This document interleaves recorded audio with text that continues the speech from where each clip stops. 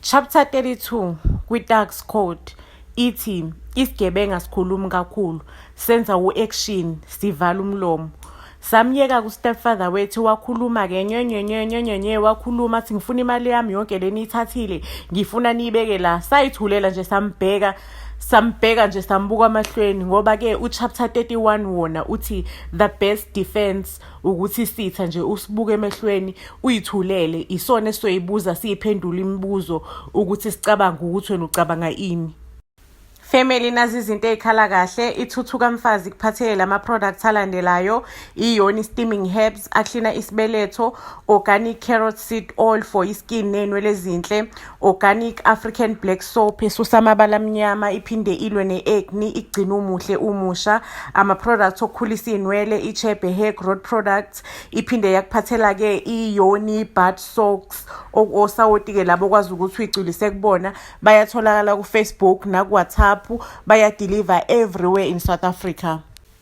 Wakhuluma ku-stepfather nyoreze engaqedi ngaze ngakubona lokhu ukuthi kwaphuma ngo-recess e-University of Life akuphekwanga njengathi njengoba thina saphekwa incwadi sifunda siyazi from chapter 1 to chapter 55.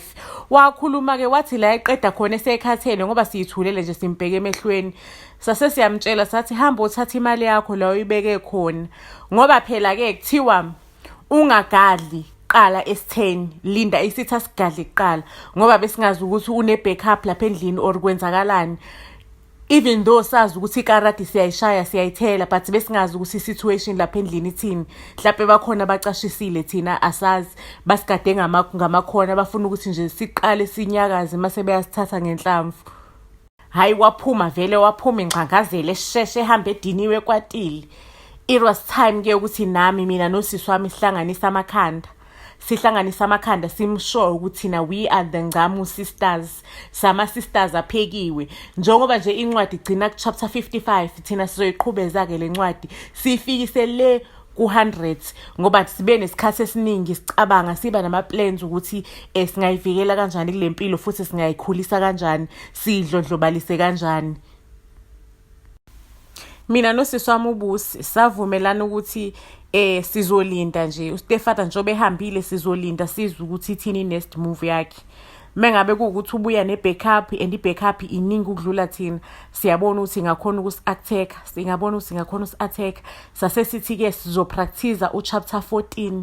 Uchapter 14 uthi nje phatha nje igaqangane elincane mangabe kuukuthi uyabona isitha siyakuhlula uliphosa phansi lishunqa isindlu wena ubamba umphefumulo babe sitrainile ukuthi umphefumulo ubamba kanjani mangabe ubamba lo mphefumulo lento wena i-affect izo-affect izitha kuphela zize iphume ebaleki. Ngempela uStepfather wabuya ke wangena esengqangazele athi imali yami anakayikhipha imali yami namanje anakayikhipha imali yami nibeke la etafuleni. Savela nesayibonela ukuthi ayisho ukuthi lo muntu akana plan ngoba kuthiwa bekano plan ngabe ubuye no plan wakhe manje washubisa kwashunqa. Samtshela sathi saphinda futhi sithi hamba uyilande la oyishiye khona.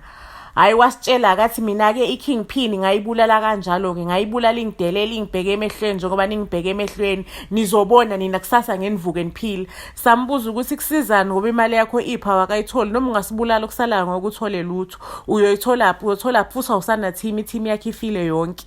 Athi ngizonikhomba namantombazane ngizonikhomba nina ngizonibulala njengonyoko. Yo iStepfather sethu besikhuluma too much. Ayikho itagi ekhuluma njengale stepfather itagi iyenza. Hayi ke sithelele ebusuku hayi kwashuba kanti thina uStepfather sim-underestimateile sasamdelela saphinde salala kwi-same house lahleli kuyona. Hayi zafika igebengu zakhe zafika zagcwala indlu zafika kwashunqa uthuli zafika zagcwala indlu zihlohlile zihlomile vele uyabona ukuthi ibhamu zilindele ukuthi nje ishaye ikhanda lomuntu. Hayi kwashuba madoda. U-episode 7 uyalandela.